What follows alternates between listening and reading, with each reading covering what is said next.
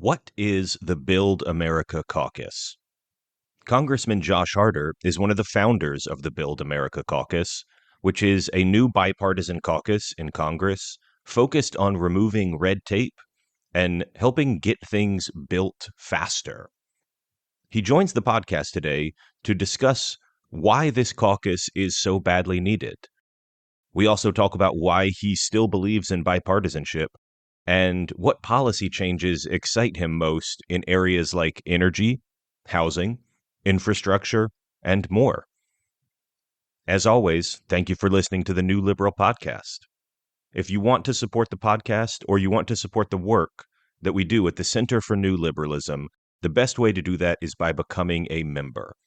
You can go to cnliberalism.org, find a local chapter near you, become a dues-paying member, get access to bonus episodes of the podcast, swag and merchandise that you wouldn't have access to otherwise, and support the work that we're doing here at CNL. Thank you so much to all of our members.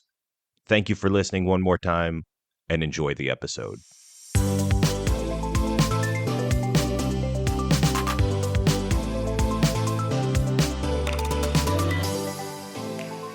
Welcome, everyone, to another episode of the New Liberal Podcast, part of the Center for New Liberalism.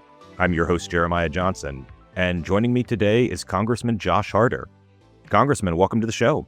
Thanks so much for having me. Big fan. Well, thank you very much. We're big fans of yours as well, and we're very interested in what's going on with the Build America Caucus. This is something that you've been working towards for a while, I believe, and so just as an introduction, can you explain to our listeners what is the Build America Caucus first, and why is it needed in particular right now? Why was this the moment to make it happen? The Build America Caucus is a bipartisan group of more than 30 members of Congress that sort of stretches the entire ideological framework from progressives on the Democratic side to more moderate Dems to folks that are well to the right of the average Republican member of Congress. We're united by one thing, which is that we are pretty frustrated by how expensive life has gotten, how hard it is to build important projects, housing, infrastructure, energy, and we're committed to figuring out ways to make sure that we can get those services to Americans faster, better, and cheaper.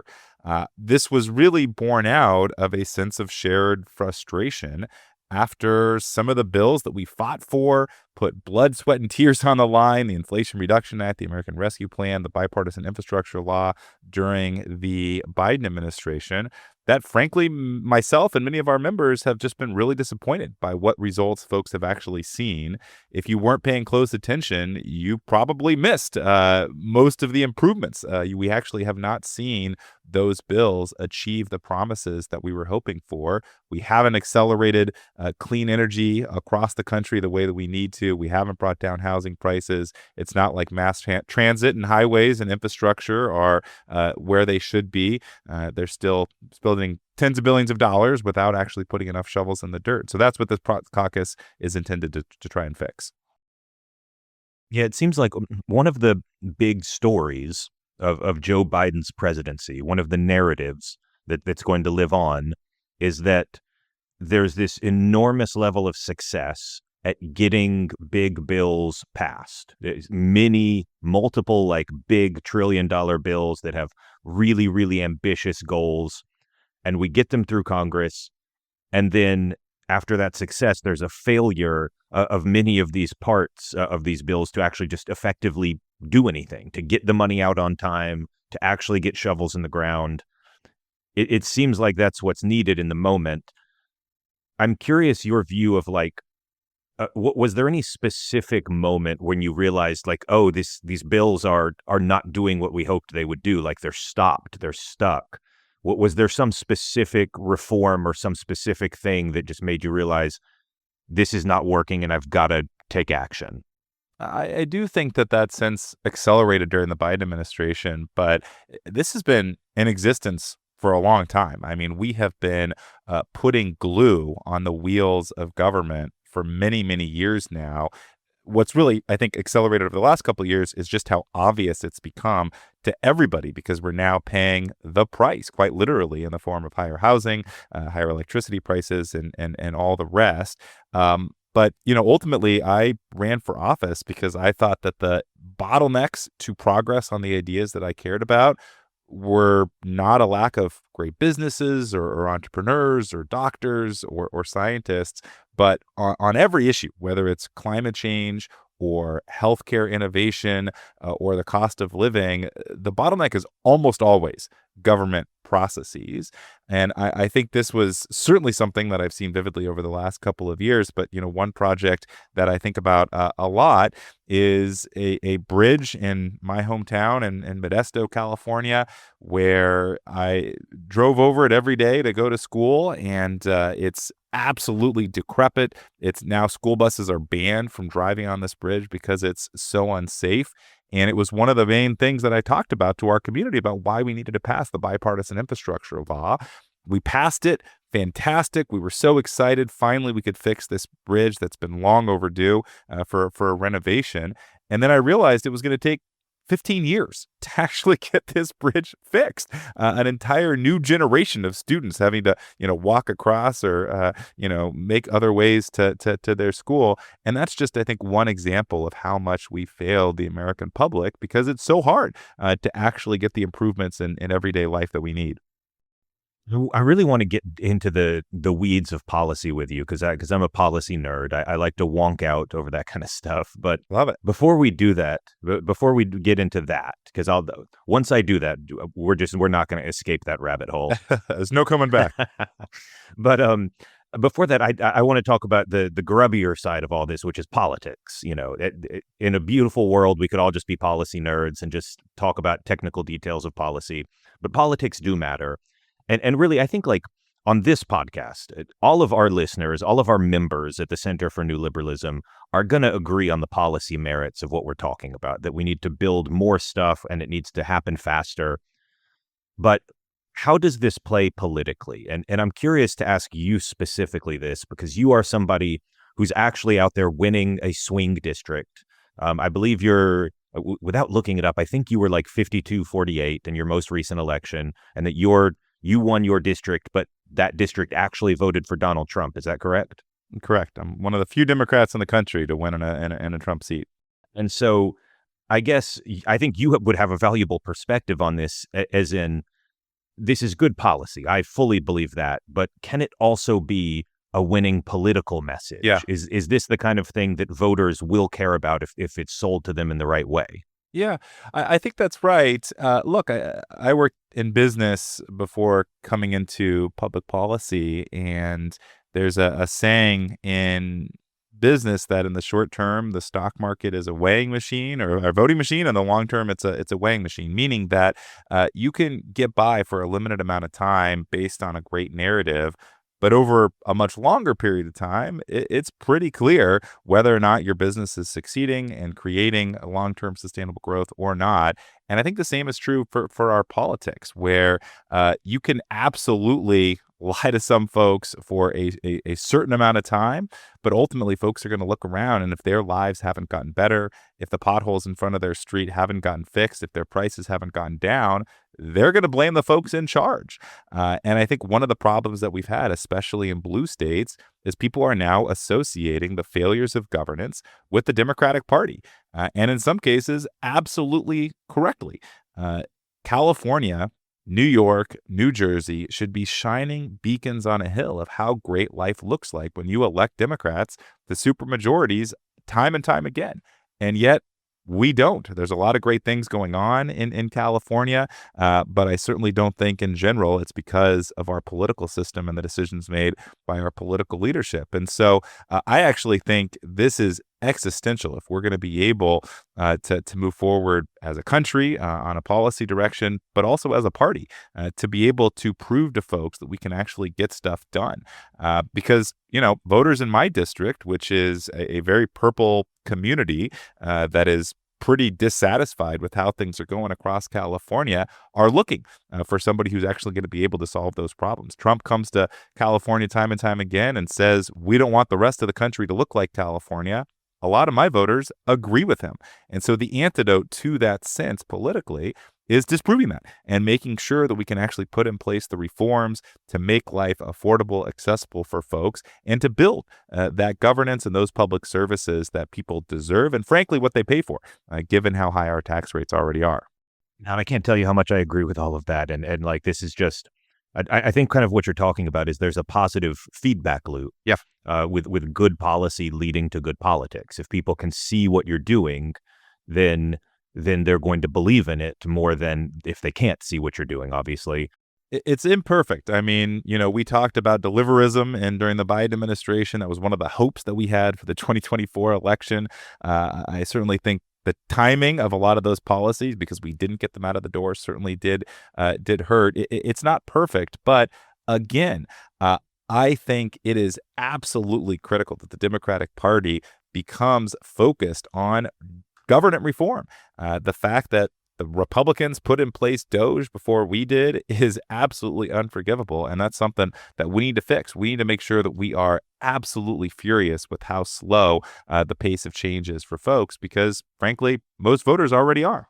Yeah, and to give some credit, Jennifer Palka had the DSGS, the digital services, but it certainly it's very bad that Republicans have seized on the idea of government efficiency. And I don't know, like I come from a very different political tradition than FDR. I don't call myself like an FDR Democrat, but one of the things that FDR had got right in that era of politics is that they would pass one of those big 3-letter agency bills, right? And the bill would pass on like April 15th. And by May 1st, there would be shovels in the ground. They would have hired like 100,000 people and they'd be doing something. And then by May of the next year, they would be done.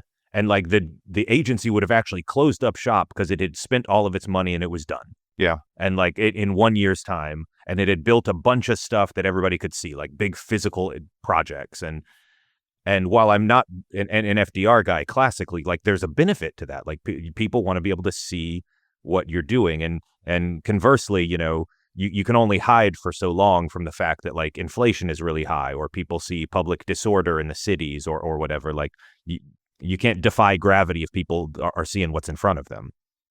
I think that delay should be seen as much a part of waste, fraud, and abuse as just wasting money, because it is exactly the same thing. And there's 3 costs to the delay that we're seeing right now. That is now, the fact that it takes 15 years to build a bridge. I tell folks that, this example about the city of Pasadena, where they came out and estimated that it wasn't going to take 5 years to put power lines underground across the city. It wasn't going to take 50 years. They told their voters in Pasadena it's going to take them more than 500 years just to put power lines below the ground across the city. Obviously outrageous, unacceptable, and yet that's where we are. And there's a lot of cost to that. One cost is just the actual economic expense. The fact that it takes a lot, think about the financing of spending years and years and years building housing or energy projects that don't actually get built. Think about the cost of materials and the inflation that goes up. The second cost is that we're not actually rapidly learning. One of the things that quick feedback loops allow us to do is get better over time at the services that we're delivering, whether that's building a house. You're much better your 20th house than you are your first one. The same is true for solar projects or infrastructure. And then the third cost is definitely political. You are able to sustain that momentum much faster when people quickly see the results in their community. And the inverse is true. Again, when they vote for somebody who promises to do something, and then, a year later or 4 years later, that person comes back and didn't do it, absolutely that person's going to be held to account at the ballot box. Now, one of the things that I can hear in the back of my mind is a potential objection. There are a lot of Democrats out there right now who look at the state of the country and look at what the Trump administration is doing and what congressional Republicans who have the majority, what they are enabling. And they are deeply skeptical that bipartisanship can or even should still exist. And the Build America Caucus advertises itself as bipartisan. And I guess what would be your response to Democrats who are skeptical of this, that given everything happening with Donald Trump and the very frightening direction that the Republican Party is going in, that the idea that we should still be working with them. I think there's two answers. One is we just frankly don't have a choice. I don't think we can wait on getting these problems solved. And I actually think a lot of the opposition to solving them is coming from the Democratic Party. So just practically speaking, in terms of the time it's going to take to pass housing reform, to get energy permitting done, we're going to have to work with anybody who's willing to make that a top priority. And at a time when we have a Republican Senate, Republican House, Republican on the White House, we're not going to be able to wait 4 years or longer to be able to do this. And again, I actually think we first of all, we didn't do this when we did have a Democratic trifecta just a couple of years ago. And I think it would be very challenging because there are some pieces of the Democratic Party that are absolutely in opposition to some of the things that personally myself and most members of our caucus believe are necessary. But then the second answer is I actually think there's a ton of common ground between Democrats and Republicans, or at least between some Democrats and some Republicans on this issue. A great example is a new bill that was introduced just this week by Congresswoman Laura Friedman from Los Angeles and Congressman Chuck Edwards from North Carolina. Laura is a member of the Congressional Progressive Caucus. Chuck is a, frankly, pretty conservative Republican. These are two folks who, frankly, probably would never be in the same room together outside of the House floor, but put together a bill that is going to fully exempt from NEPA, the National Environmental Protection Act, all urban infill housing, a very corollary bill to some of the CEQA efforts that have happened in California that your listeners might be familiar with. And so, that's an example of folks that, are probably going to vote pretty differently on 98% of issues, finding one piece of common ground. And that's a template for how we actually are going to get these problems solved and ultimately across the finish line. I think I appreciate everything you're saying, and I think you've got it mostly right. It's just as someone out there who's also traditionally a defender of bipartisanship and who says that it is possible to get things done. It's tough out there right now making the sell for bipartisanship. It's a tougher sell than it usually is. No question, and frankly, it's tough in Congress. This is one of the most unproductive and partisan Congresses in American history. That said, I think if there's one area where there is both a real opportunity for bipartisanship and also a deep need, it's on these issues. I don't think that there's a monopoly on trying to get stuff built in either party. There's opposition in both sectors. And so I think this has to be a very broad coalition, at least at a federal level. At state reform efforts, they can look very different than what's required federally. But frankly, I don't see any ability to make progress on these issues, to make infrastructure cheaper and faster, to build more housing, to get energy projects up and moving. That doesn't actually have buy-in from at least some section of Republicans and Democrats. We can argue about all the other issues that are going on. I know it's a five-alarm fire everywhere. But I think this is a real opportunity for folks to come to the table and get things done. And if this doesn't work and we're not actually able to create some bipartisan success on this, I'm very concerned because I think that there are veto players in both parties that are skeptical on this side. So we have to be able to work together and unify the folks that are pro-reform, pro-growth, pro-results in both parties. Yeah, I think it's a tricky line to walk, but I'm hopeful that we can because the mood, at least that I see among Democrats, is that they want people to fight. They, more than anything, more than any specific policy, they want somebody to stand up and visibly fight. And, all the weird stuff going on with Gavin Newsom right now is somehow getting a positive reaction, not because any of it makes any sense, but just because it's a visible sign of fighting.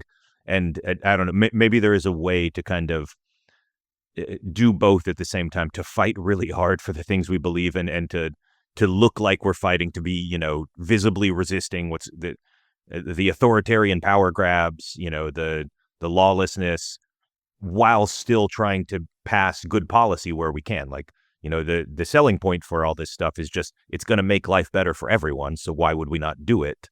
Pretty simple selling point, but No, I think that's right. Look, we can walk and chew gum for sure, but I would caveat the national mood that you highlighted with another point, which is I think that most voters, especially in a purple community like mine, are actually pretty upset with both parties. You've seen a ping pong effect, a thermostatic reaction over the last many election years. People, went from Obama to Trump to Biden to back to Trump. Biden is still very unpopular, but so is Donald Trump. I think most voters, at least in the middle, don't see either party as satisfying their needs and getting stuff done at the rate that they need. So I actually think that there is an opportunity up for grabs. The worst thing that could happen to the Democratic Party is that the Republican Party takes on this mantle of reform. They do something like DOGE the right way, not the way that they actually executed it. And I think that would be a very dangerous thing politically, even if policy-wise I might agree with some of those reforms. So I think it's absolutely critical that we do our work to try to lead on this, both for the good of the country and, politically, it's common sense. All right, so enough of dirty politics. Let's get nerdy. Let's get into the policy wonky stuff. One of the areas that we've traditionally been most focused on here is housing policy, which is interesting because there are things that the federal government can do, but housing is in many ways like a local problem mostly. And when we are talking about it, we often have to get very granular. We'll do an episode on what's going on in the Montana state legislature, or what's going on in New York, or what's going on in California, and we'll get very specific. But what can the federal government do to make it easier to build more housing? You mentioned kind of a NEPA exception earlier. I know that like Elizabeth Warren has also got kind of a potentially bipartisan bill making its way through the Senate, I think. I'm not sure if you're familiar with that. Yeah, we're been strong support. Yeah, yeah. What are the best ideas that you can see right now at a federal level to make housing more affordable and to get more housing built? Sure. So unlike some of the efforts on abundance and YIMBYism that have been very focused on housing at a state and local level, I think at the federal level, we actually have an opportunity to do some things on housing for sure, but especially when you look at the federal jurisdiction on energy, on infrastructure, on healthcare and innovation, that is a huge opportunity because a much higher percentage of those dollars are federal than state and local. So there's a lot that we can do on that end. That said, I think even on housing, where there has been just so much growth and exciting policy innovation at a local level, there's some things that the federal government can do to help. So I sort of categorize it into three broad buckets, which is permitting, financing, and incentives. On the permitting side, I mentioned this great bipartisan bill that members of our caucus developed, Chuck Edwards and Laura Friedman, that is focused on lifting NEPA for infill housing. There's more work that needs to be done that we have a similar bill that Scott Peters from San Diego has done a tremendous job on, which is focused on transit-oriented development and allowing more housing construction around highway corridors and mass transit, which makes a lot of sense. On the financing side, the federal government backs mortgages all across the country. That's one of the incredible innovations of America is the 30-year mortgage. And there's some opportunities to tweak that to make sure that we are making housing construction much cheaper. So we have another bipartisan bill that folks in our caucus have introduced, which is focused on ADUs, accessory dwelling units. We have seen some real exciting growth in permitting ADUs in a state like California. I think something like 500,000 ADUs have been permitted. So think of it, somebody building a house for their grandma on, their existing plot of land. And so they can, have a more affordable place for their parents. But the challenge with those ADUs is it's really unaffordable to actually get them built. And so what this bill would do is it would, and this is written by Sam Liccardo, another one of our great leaders in the caucus, would essentially allow Fannie and Freddie Mae to create mortgage-backed guarantees for ADUs, similar to what they do for the traditional housing infrastructure. That would be a huge deal because it would close the financing gap, which is the biggest reason why these projects are getting permitted, but not actually getting built. And then finally, incentives. The the federal government spends a lot of money to local communities, but doesn't do a lot to make sure that those dollars are actually incentivizing the behavior that we actually want to see. Pro growth, pro results, pro housing. And so we have a suite of bills that we're working on right now around things like affordable tax credits or community development block grants or highway construction to try to make sure that those resources are going or prioritizing communities that are changing their zoning practices and building housing that's necessary. And I think you can actually change a lot of behavior by making sure that the billions and billions of dollars that the federal government spent is going disproportionately towards the communities that are delivering that behavior that I think our country needs and certainly wants. I am really glad that, towards the beginning of this answer, you called out energy and infrastructure, and that was leading me right into the next question, which is, as you mentioned, the federal government has a lot of direct oversight, direct control of these topics in a way that it does not necessarily have the same level of direct control over housing policy. And the seductive appeal of abundance is just, very simple. Wouldn't it be nicer if we had a lot? If we had a lot of energy and it was much cheaper and we had a lot of really good infrastructure and we could do it fast, and all of those things sound great to just about everybody. Who would be against having more, better stuff faster?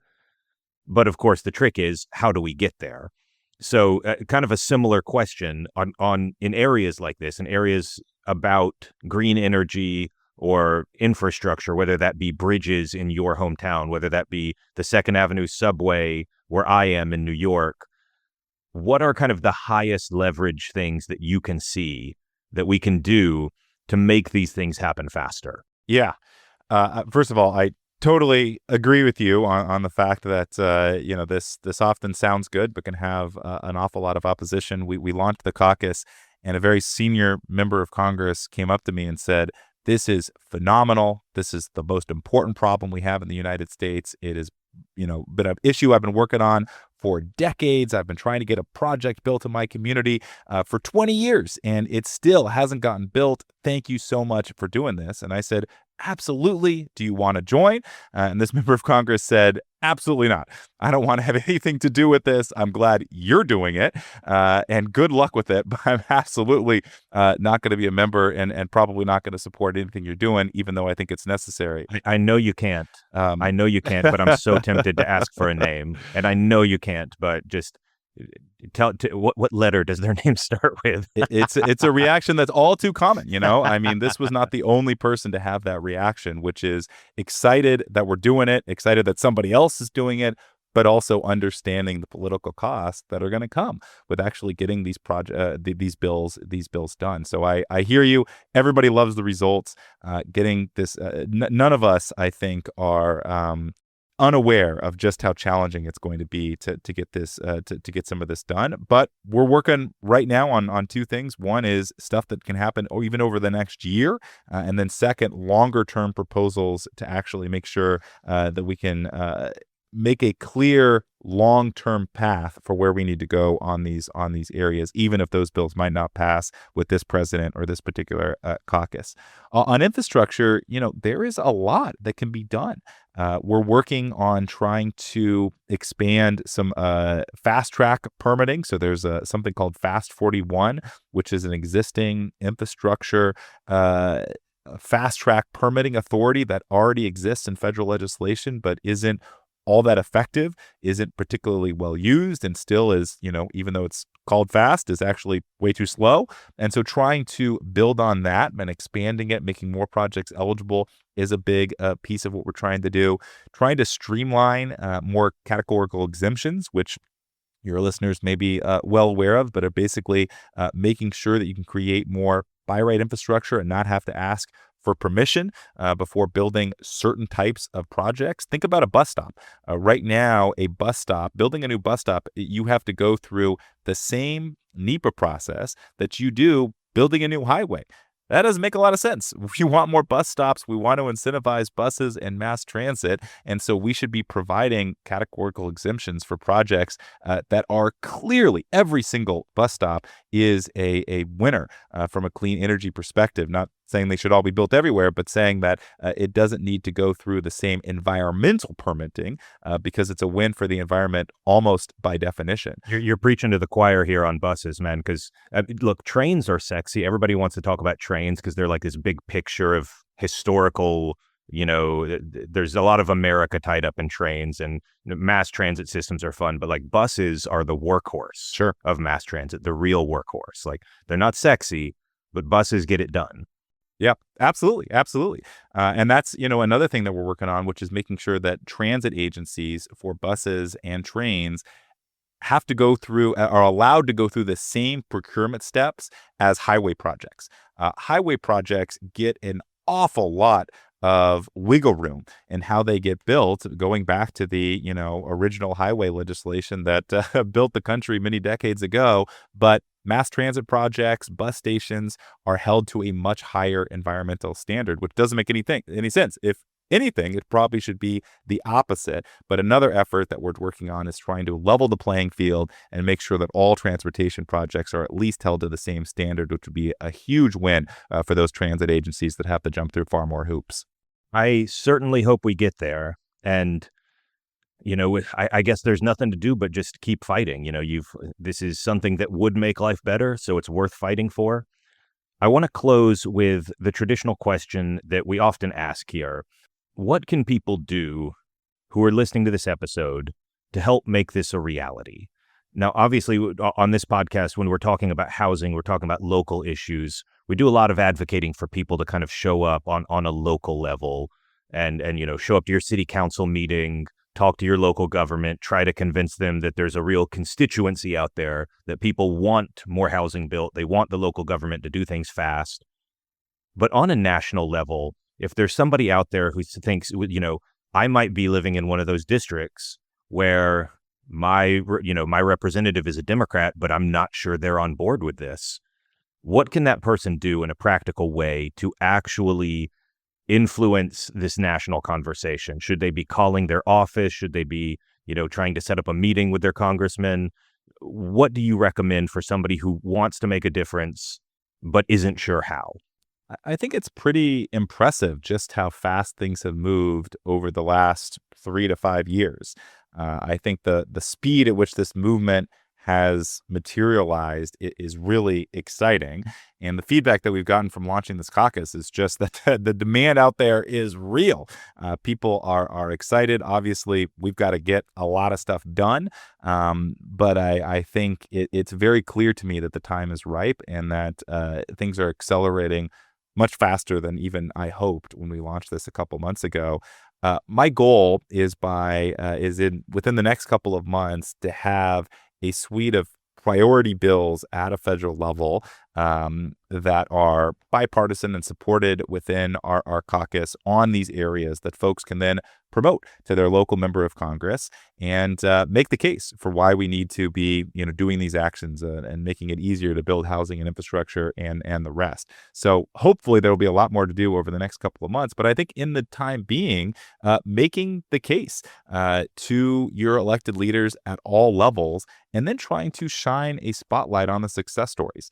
I really do believe that the snowballs roll faster downhill the more they're packed up front, and the more that we're actually able to show success, the faster they're going to pick up steam as they continue to move. And we have those success stories now at a local and state level across the country. So spotlight those success stories, tell those stories to everyone you see, especially your elected leaders, and hopefully tell folks to take a look at these bills as they're coming on board so we can get more support and hopefully get them into law ASAP. Well, we need to build more housing. We need to build more green energy infrastructure. And we know how to do those things. We know how to build more housing. We know how to build the green energy. We know how infrastructure projects happen. We just have to have the will to do it quickly. And if Congressman Josh Harder has anything to say about it, we will. Let's do it. So we'll close on that note. Congressman, thank you so much for coming on the show today. Thank you. And thank you for all you do.